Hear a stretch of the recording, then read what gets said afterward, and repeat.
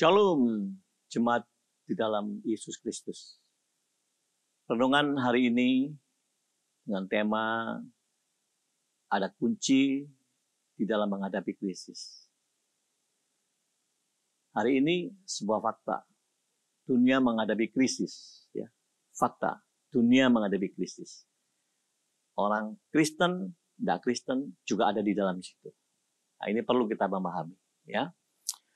2 Timotius 4 ayat 5 itu ada kalimat begini.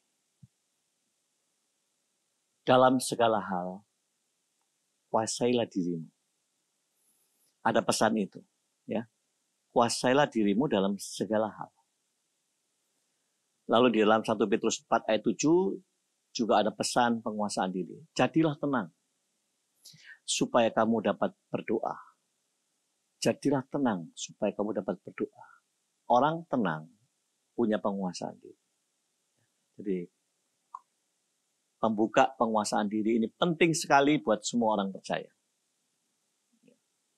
Kenapa? Kalau tidak ada penguasaan diri, menghadapi krisis maka akan muncul rasa takut, rasa khawatir, cemas, bahkan ketakutan yang menghebat. Ya, dan ini berbahaya, saudara. Sebab ilmu pengetahuan juga bicara tentang perkara ini. Antara orang takut dengan orang tidak takut ada bedanya. Ya. Orang kalau takut itu sangat mempengaruhi perubahan hormon di dalam dirinya. Ya, macam-macam hormon. Ada yang disebut kortisol, adrenalin, epinefrin, macam-macam model bentuk yang ini mempengaruhi di dalam keberadaan manusia itu. Ada hormon interferon, endorfin, serotonin. Ya. Kalau orang penuh ketakutan, yang muncul itu negatif. Orang akan berdebar-debar hatinya. Akan keringat dingin, cemas. Tidak bisa berpikir dengan tenang. Tidak bisa. Kacau. Ambil keputusan, salah semua. Tapi kalau orang bisa tenang, mempengaruhi lain ke dalam tubuh. Akan muncul zat-zat yang membuat hati orang sukacita, gembira, bisa tenang berpikir, jernih pikirannya. Jadi Alkitab itu nulisnya betul, hati yang gembira adalah obat. Semangat yang patah mengeringkan tulang. Ya, saudara, hidup tanpa takut, hidup tanpa kekhawatiran tidak mungkin. Selama masih manusia normal, ada rasa itu. Tetapi hidup dikuasai ketakutan dan kekhawatiran, itu yang tidak boleh. Orang percaya masih ada rasa takut, masih ada rasa khawatir. Tapi tidak dikuasai oleh kekhawatiran dan ketakutan. Dan kita akan belajar bagaimana mensiasati pola seperti ini. Sebab ini berbahaya. Ayub 3 ayat 25 itu mengatakan demikian. Karena yang kutakutkan, itu yang menimpa aku. Dan yang kucemaskan, itu yang mendatangi aku. Berbahaya enggak, saudara? Kalau saudara terus takut, khawatir, cemas. Itu yang akan menimpa saudara. Oleh sebab itu, kalahkan kondisi ini. Ya, bagaimana menguasai kondisi seperti ini? Sebab ketika krisis ini muncul, manusia itu selalu ada dua model. Yang pertama, dia menyerah, dia terpuruk, atau dia menyalahkan orang lain.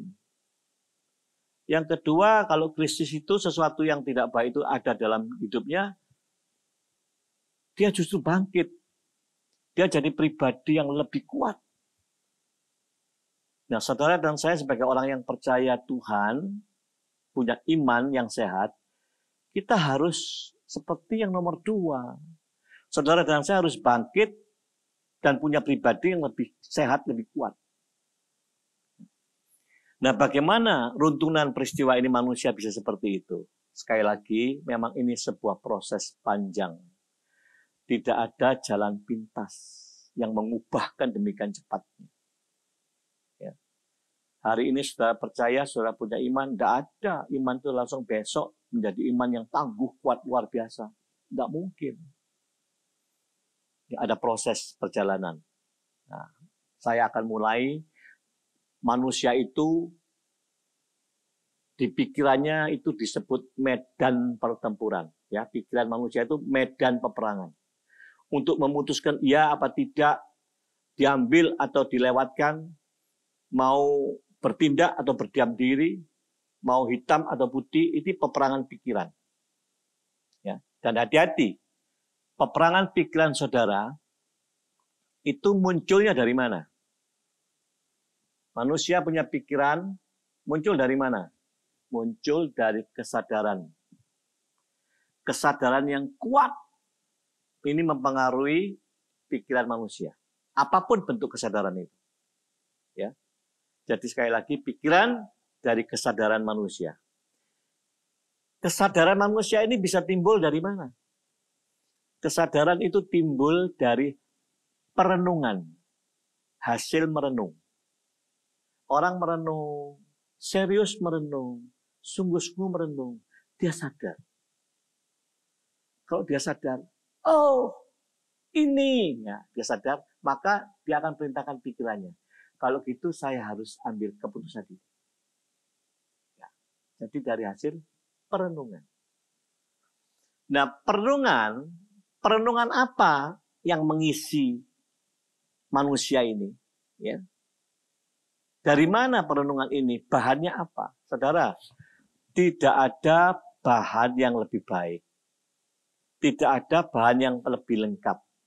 Kecuali sumber itu adalah firman Tuhan. Maaf kata ya. Orang Kristen yang tidak pernah tahu, tidak pernah merenungkan firman Tuhan.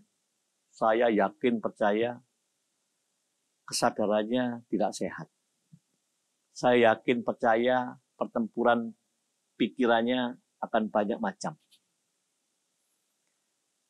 Orang Kristen yang paham, kaya di dalam perenungannya, ya, dia pasti punya kesadarannya lebih sehat.